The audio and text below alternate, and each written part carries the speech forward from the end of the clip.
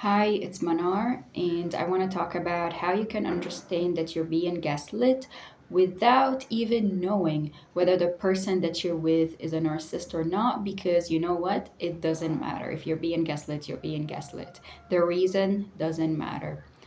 Um, so, there are two things that I don't like when it comes to understanding the red flags that someone is a narcissist or how they're behaving or cracking their code. The first thing is the feeling of being overwhelmed because cracking someone's code requires you to read a lot of psychology and really understand them and put two and two together and be like an investigator and stuff. And if you're already dealing with a lot of stuff, if you are with a narcissist or with a just a toxic person in general, you're already dealing with a lot of stuff, really. Like, chances are you're gonna feel overwhelmed and exhausted to try to crack their code. And the second thing that I don't like is the victimhood.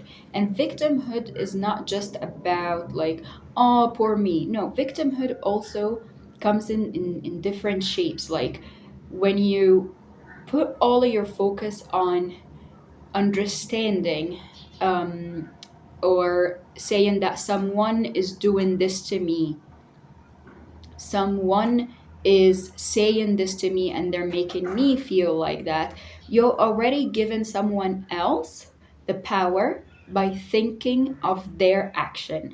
And that's what narcissists actually do. This is why they use their tactics. I'm just using the word tactics because that's a word a lot of people like to use. I actually don't like to use it, but you know what I mean.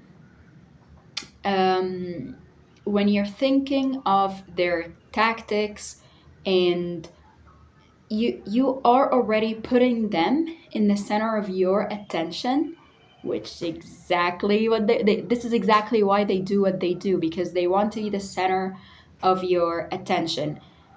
A lot of these folks have been neglected in their childhood, and what they really, really seek is being seen and feeling seen, which is an emotion and an emotional need that we all need and want, but they get it with toxic ways. So when you're canceling yourself, your emotions, your need, and you're thinking of them, oh, if I just understand their attention and why they're doing this and blah blah blah, maybe I can like mold into that.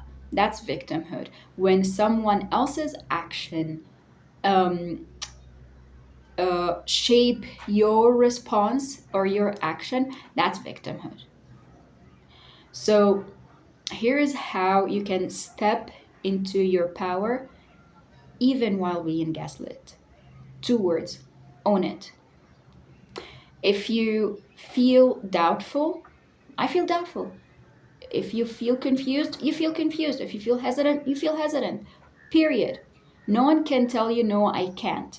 Because, look, if we want to crack a code, let's crack our code, our own code. Because if you're going to think about their behaviors, you might say, maybe I'm wrong, right? Because if you're being gaslit, that thought of maybe I'm wrong comes a lot. So if you're being gaslit, what makes you think that suddenly you're going to believe your intuition when it comes to that person? You know what? That's the whole point of being gaslighted, is that you don't believe your own intelligence, you don't believe your own intuition. So if you've been gaslit, you're not gonna believe it. It's just the way it is. So if we're gonna crack someone's code, let's crack our own code. So our own behavior code. Before I do that, let me just give a disclaimer. It's not a big disclaimer. It's just that I wanted to shoot this video for like since the morning, and there's always noise outside.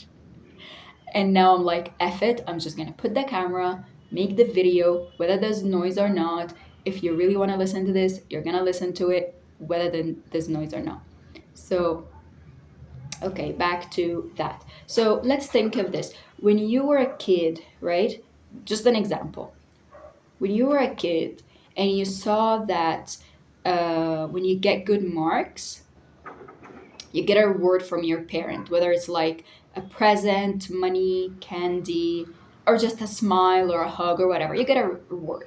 And that's an example. It's not the same with everyone. There's an example to just show you how behaviors are formed. So you get a reward and you feel happy about the reward. So you generate a thought or a belief. That's a lot of noise. I'm gonna go anyway. So you generate a thought or a belief that when I get good marks, I get a reward, and that's the behavior that I'm gonna be doing a lot more of. And the more you do it, the more you get a reward, the more you get a belief that that's what I need to do, right? So test this with your own life. When you give an opinion, for example, or you are deciding where to go and eat, and then that person is gaslighting you, because gaslighting happens, for example, like, okay, we said we'll eat at 7, so you go at 7, and then the person's like, no, we said at 8. Oh, you're so forgetful. So what thought comes after that? What feeling comes after that? Maybe you get a feeling of doubtful, oh, maybe I'm wrong. And then the behavior that comes like, oh, if I'm wrong, then they're right, so I'm gonna do whatever they say. And that happens a lot. So the more you find yourself being wrong, guess what belief is gonna happen? Guess what belief is going to generate in your mind? I'm always wrong. Something wrong with me. I'm dumb. I'm stupid. Whatever belief that is going to come in your head.